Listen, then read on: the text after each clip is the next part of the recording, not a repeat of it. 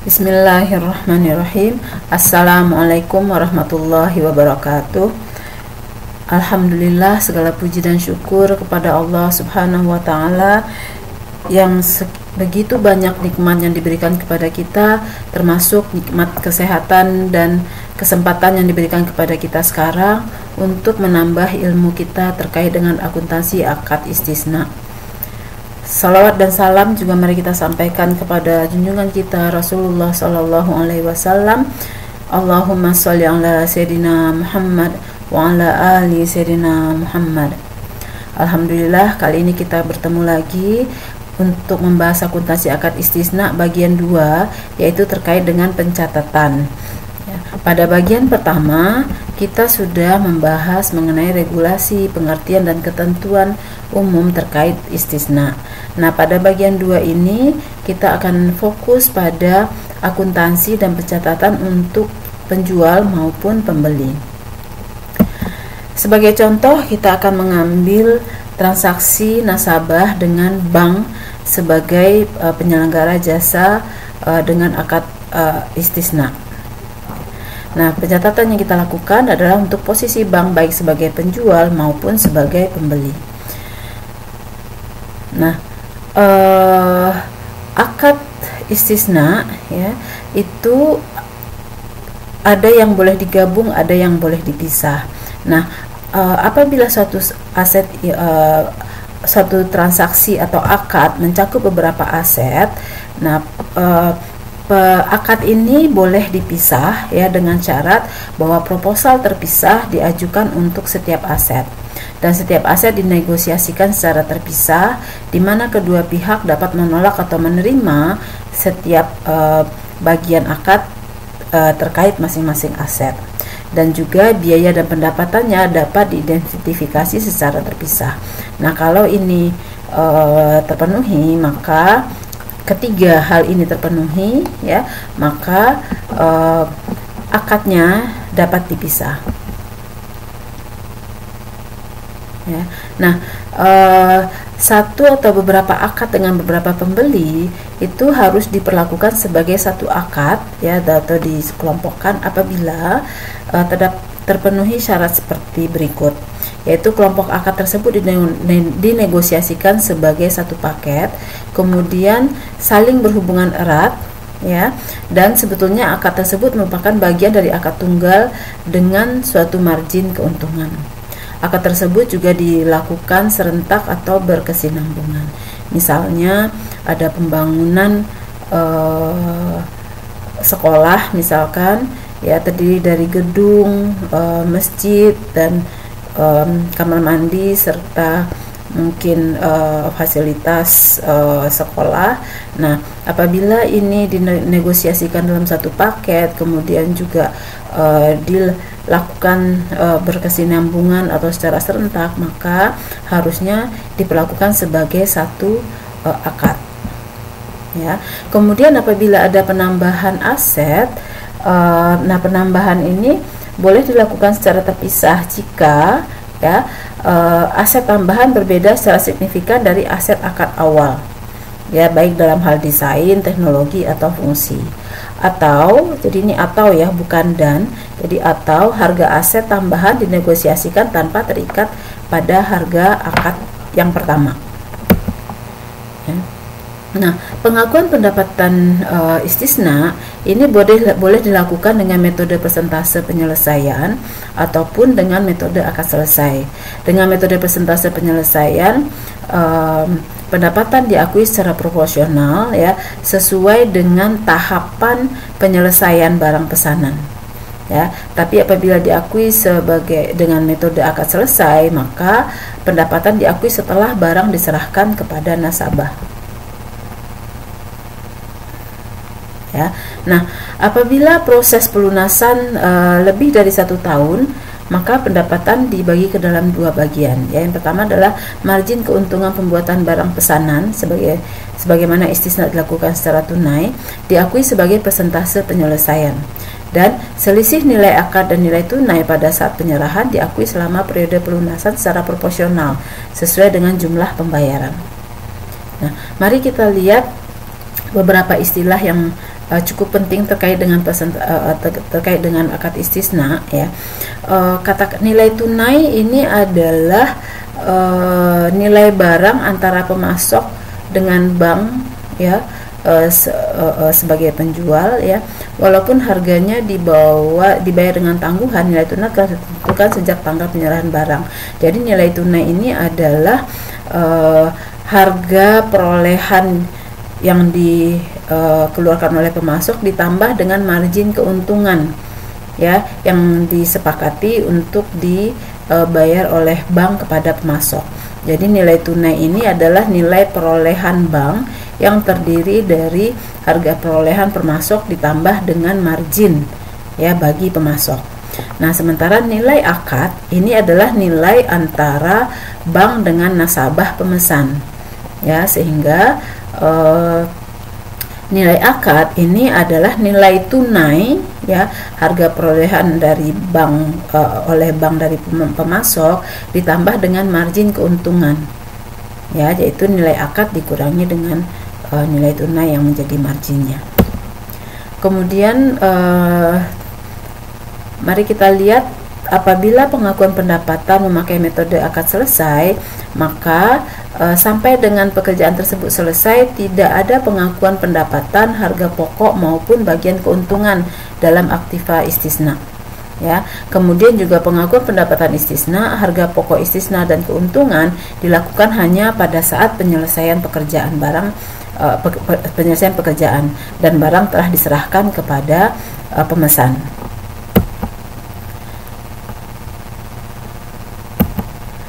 Sebagai ilustrasi, mari kita lihat contoh soal kasus berikut ya.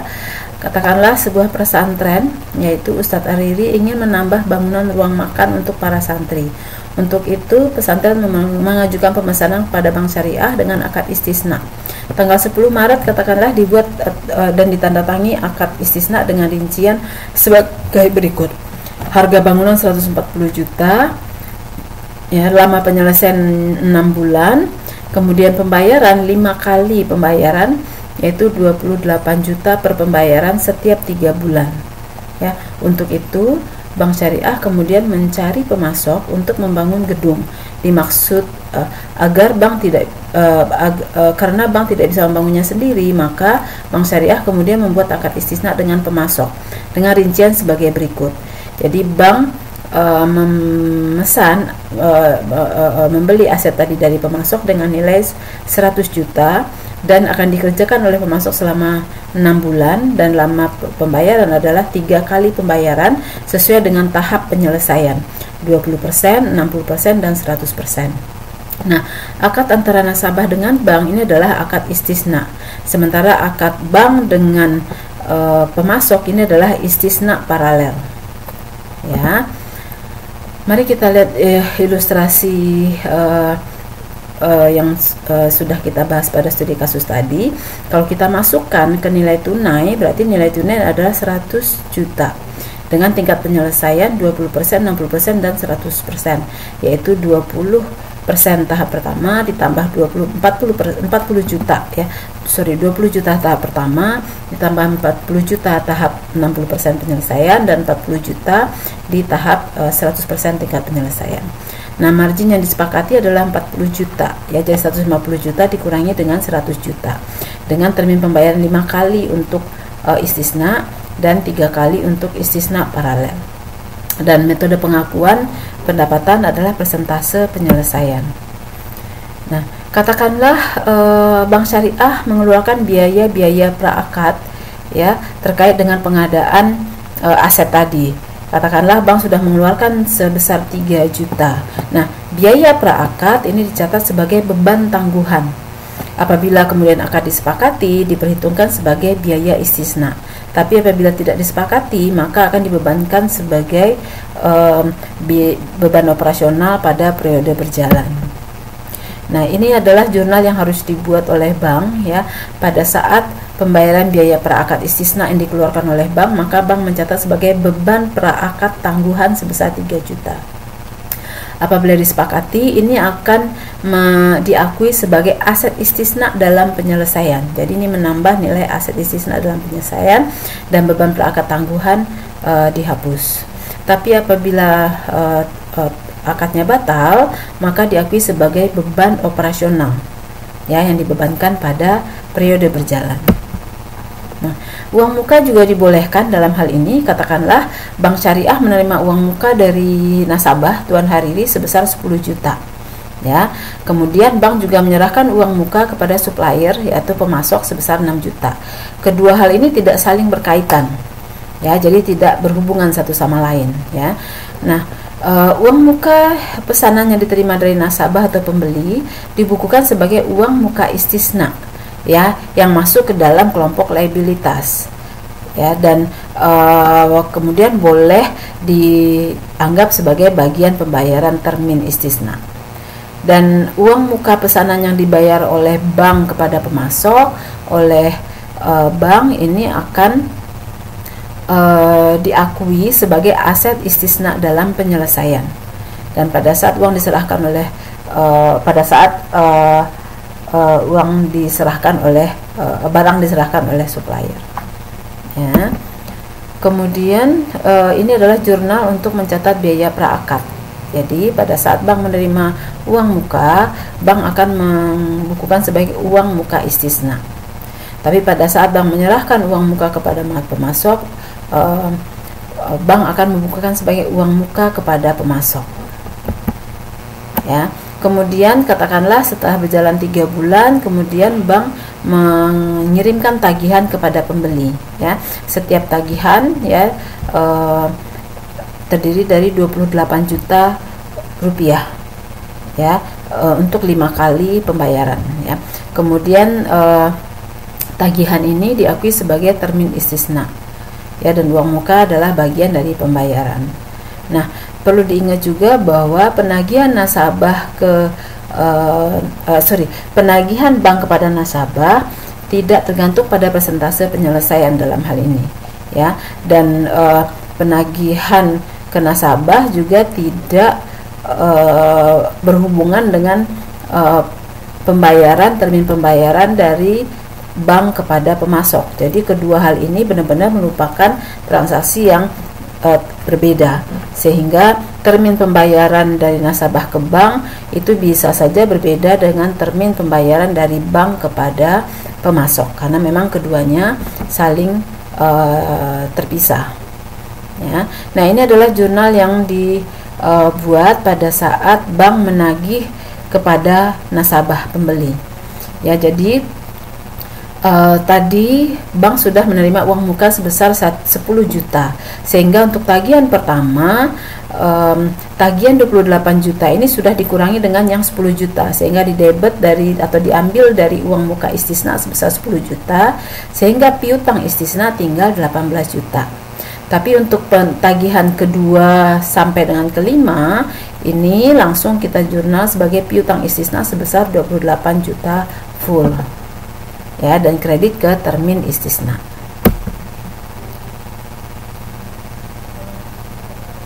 Nah, terkait dengan biaya perolehan istisna, ya, katakanlah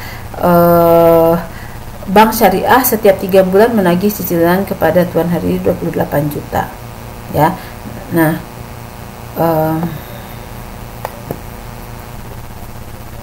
apabila barang diproduksi sendiri oleh penjual, maka nilai 28 juta ini akan diakui sebagai aset istisna dalam penyelesaian, ya. Dan ini bisa terdiri dari biaya langsung dan biaya tidak langsung. Tapi seperti pada kasus kita, apabila barang diperoleh dari pemasok, maka akan diakui sebagai aset istisna dalam penyelesaian saat diterimanya tagihan dari pemasok. Kalau diproduksi sendiri, aset istisna dalam penyelesaian diakui pada saat terjadinya biaya, ya. Sementara kalau di sini pada saat diterimanya tagihan dari pemasok. Nah, biaya perolehan barang pesanan sebesar tagihan pemasok kepada bank, kemudian biaya tidak langsung dan biaya akibat pemasok tidak dapat memenuhi kewajiban jika ada, ini adalah biaya-biaya yang akan menjadi komponen aset istisna dalam penyelesaian. Nah, katakanlah sekarang Bank Syariah menerima tagihan dari pemasok sesuai dengan termin tingkat penyelesaian yang disepakati. Ya, dari 100 juta tingkat penyelesaiannya 20%, 60% dan 40%. 100% ya. Penambahannya adalah 40% setiap termin. Nah, pada saat menerima tagihan pertama, bank akan membukukan sebagai aset istisna dalam penyelesaian sebesar 20 juta untuk tagihan pertama. Ya. Nah, 20 juta ini yang 6 juta ini diambil dari uang muka kepada pemasok. Sehingga utang kepada pemasok atau utang istisna kepada pemasok tinggal 14 juta. Sementara untuk termin kedua dan ketiga, aset istisna dalam penyelesaian diakui sebesar tambahan utang yang terjadi, ya, yaitu 40%-nya, ya, sebesar 40 juta. Ya, tidak lagi dipotong uang muka karena uang muka sudah dipotong tadi pada saat pembayaran pertama. Ya. Nah, pada saat membayar kepada pemasok, ya, akan didebet utang istisna dan dikeluarkan kas sebesar 14 juta. Sama juga dengan pembayaran untuk termin kedua dan ketiga. Nah, mari kita lihat sekarang pengakuan pendapatan, ya. Tadi kondisinya adalah nilai akad adalah 140 juta. Nilai tunai adalah 100 juta. Sementara margin atau keuntungan istisna adalah 40 juta. Nah, ini kita bagi ke dalam 3 termin. Ya, jadi pendapatan ini diakui pada saat tingkat penyelesaian antara bank dengan pemasok. Ya, jadi bank membukukan pendapatan sebesar 28 juta pada tahap penyelesaian 20%, harga pokoknya adalah 20 juta dan keuntungan adalah 8 juta. Dan pada tingkat 60% sama pendapatan 56 juta, harga pokok 40 juta dan keuntungan 16 juta. Ya, keuntungannya tadi adalah 40% ya. Sehingga 16 juta. Demikian juga untuk tahapan kedua, sehingga inilah yang diakui sebagai pendapatan dan keuntungan. Nah, mari kita lihat jurnalnya ya. Pada tahap 20% ya, bank akan menambah jurnal ya untuk aset istisna dalam penyelesaian. Jadi di debit aset istisna dalam penyelesaian sebesar 8 juta porsi keuntungan. Jadi Bank Syariah akan membuat jurnal seperti ini. Ya, jadi mengakui adanya pendapatan, mengakui adanya harga pokok dan menambah nilai aset istisna dalam penyelesaian. Ingat tadi kita sudah menjurnal aset istisna dalam penyelesaian untuk pengakuan pembayaran kepada pemasok. Bisa kita lihat di sini. Ya, pada saat pada saat membayar kepada pemasok, bank akan menjurnal aset istisna dalam penyelesaian sebesar 20 juta, 40 juta, dan 40 juta, atau totalnya akan sebesar nilai tunai. Nah, pada jurnal ini ya, bank akan menjurnal lagi aset istisna dalam penyelesaian sebesar porsi keuntungan.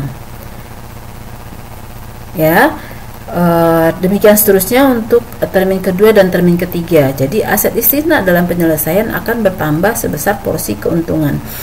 Berarti sekarang nilai aset istisna dalam penyelesaian adalah sebesar 100 juta ditambah dengan 40 juta porsi keuntungan. Ya, yang dibagi ke dalam 3 termin seperti ini. Ya, sehingga saldonya sekarang sudah akan sama dengan nilai akad. Nah, sekarang kita membuat jurnal pengakuan pendapatannya ya. Pada saat penyerahan barang ya, akan dijurnal termin istisna pada aset istisna dalam penyelesaian. Berarti dengan menjurnal ini, aset istisna dalam penyelesaian yang tadinya bernilai debit sebesar 140 juta sekarang dikredit sebesar 140 juta, sehingga pada ledger nilai aset istisna dalam penyelesaian akan bersaldo 0. Demikian juga dengan termin istisna. Termin istisna tadi kita jurnal sebesar nilai dari nasabah kepada bank ya sebesar 140 juta kredit. Sekarang kita debit sebesar 140 juta juga, sehingga nilai termin istisna akan bersaldo 0 pada ledger. Yang tersisa adalah saldo pendapatan istisna dan harga pokok. Ya. Nah, jadi sekarang di ledger akan terdapat nilai pendapatan istisna, ya, dengan 3 termin seperti ini, sehingga total pendapatan adalah 140 juta. Nah, total pendapatan inilah yang akan dimasukkan atau dibawa ke laporan laba rugi. Ya, ini untuk pengakuan pendapatan apabila bertahap. Tapi apabila pengakuan pendapatannya memakai metode akad selesai, jurnalnya sama saja, hanya saja kita lakukan di akhir saja. Pada akhir masa akad dibuat jurnal pengakuan pendapatan, ya, dengan total nilai 100%. Tadinya aset istisna kita akui 100 juta, sekarang kita tambah dengan 40 juta, sehingga nilai aset istisna dalam penyelesaian sudah menjadi 140 juta. Ya, dan pendapatan istisna juga 140 juta. Ya, kemudian sama kita buat jurnal juga seperti ini, ya, sehingga nilai termin dan nilai aset istisna dalam penyelesaian akan bersaldo 0. Yang tertinggal adalah nilai pendapatan istisna serta biaya pokok istisna atau harga pokok istisna. Ya, yang ini akan masuk ke laporan laba rugi. Nah, demikian penjelasan saya tentang akad istisna. Mudah-mudahan bisa bermanfaat buat teman-teman semua dan bisa membantu teman-teman untuk lebih memahami bagaimana pencatatan akad akuntansi untuk akad istisna. Ya, mohon komennya dan mohon masukannya supaya saya dapat meningkatkan kualitas dari presentasi ini. Terima kasih, mohon maaf lahir batin. Assalamualaikum warahmatullahi wabarakatuh.